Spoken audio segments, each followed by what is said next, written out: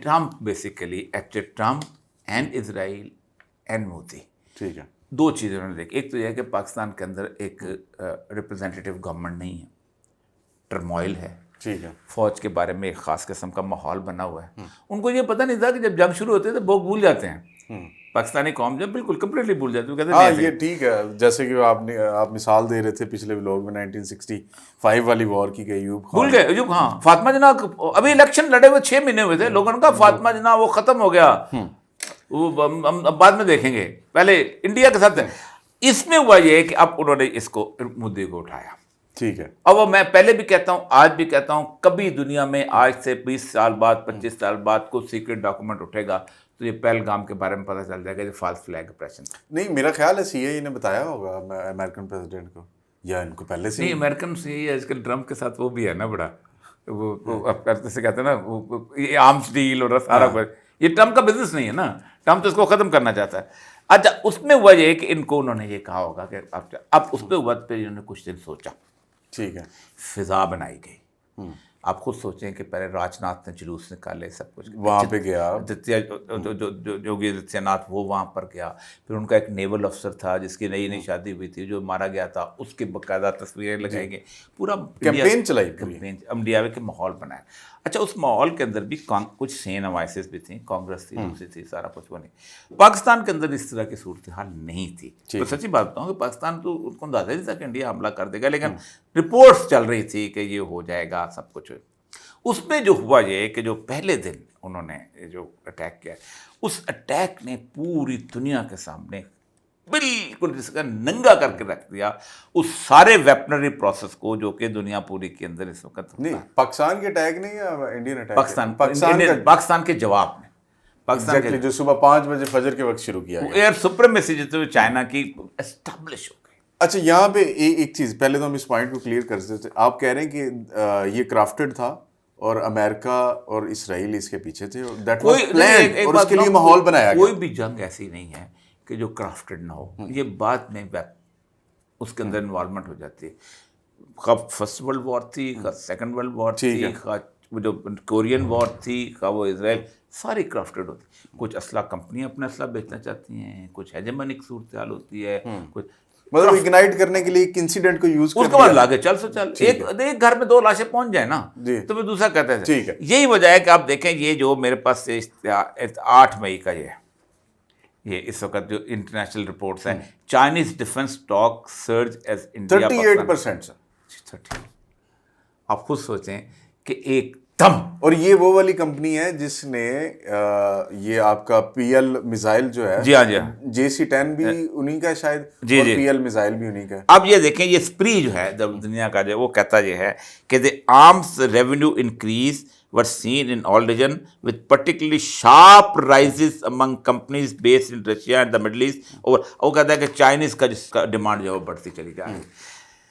یہ ہے اصل بنیادی وجہ. اور اس میں ایک چیز سر اور بھی ہوگی ہے, وہ یہ ہے کہ جو ویسٹرن ٹیکنالوجی تھی اس کے اوپر چائنیز سپریمیسی آ گئی. اور اب وہ سمجھتے ہیں کہ چائنا نے جو خاموشی سے 2-3 چیزوں میں ڈیولپ کرتا رہا ہے, اس ایک تو چائنا نے اکانومیکلی بہت زبردست ڈیولپ کیا.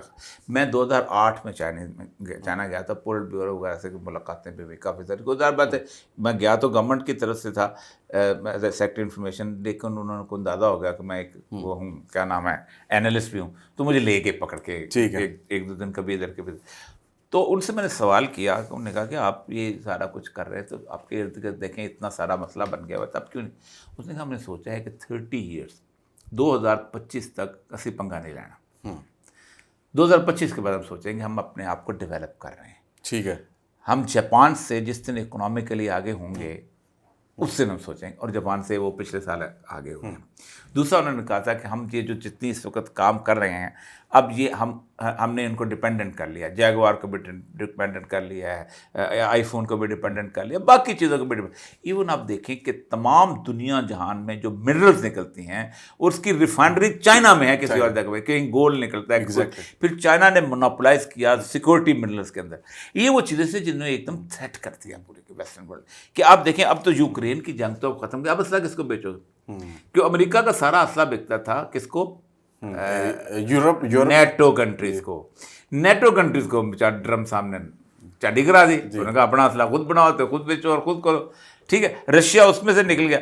ये अब पाकिस्तान और इंडिया जो है अब इस मकाम पे इन्होंने एक बहुत बड़ी फतह जो पाकिस्तान की है उसने ये साबित कर दिया है दो चीज़ें, एक कि not only the supremacy, second thing is the unity of the Nations.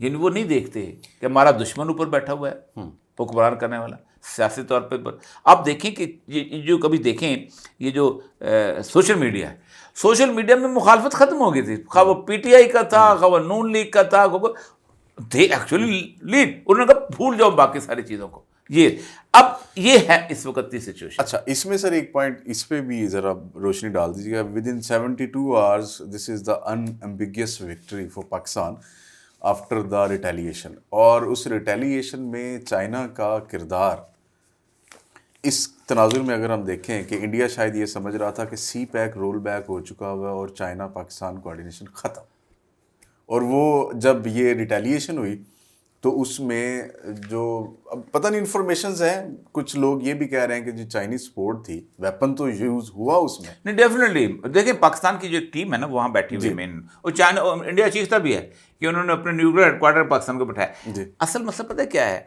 Pakistan militarily तो चाइना के साथ कर रहा था, लेकिन वो जैसे होता है ना हमारे यहाँ कि जो हमारी फॉरेन ऑफिस है ये दुनिया पूरी में होता है, पेंटागन और वहाँ मुख्तलिफ होते हैं, वो क्या नाम है वो जो है ऊपर है वाइट हाउस, नहीं स्टेट डिपार्टमेंट, ठीक है, वो मुख्तलिफ होते हैं, उनकी अपनी सोच होती है।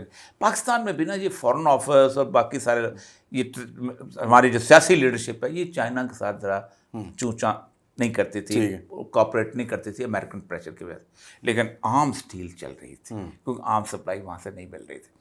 अब लगता है क्योंकि शायद खकान अब्बासी के ज़माने में सी पैक को खैराबाद कह दिया था चाइनीज, वो समझते थे हमने, उन्होंने रूट ऊपर से बना लिया था वो किर्गिस्तान से।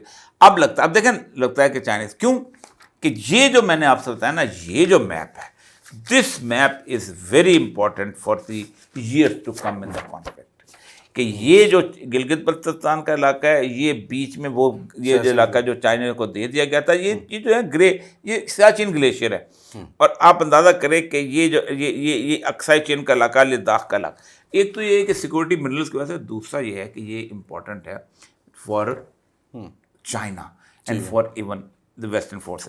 अब इन्होंने ये कहा है, ये जो यूएस होमलैंड सिक्योरिटी की जो न्यूज़ है कि resolving issue is more important than pushing N unsustainable cease fire, unsustainable cease fire, ठीक है, यानी ये नहीं रह सकता। It is the same in Ukraine में नहीं हो सकता सीज फायर करा के, इसराइल और उसका नहीं हो सका, any conditional cease fire will fall apart in days, issues must be resolve first. अब कश्मीर इशू जो है इस रिजॉल्व पे है, डोनाल्ड बर्निंग पॉइंट पे आ गया ट्वीट।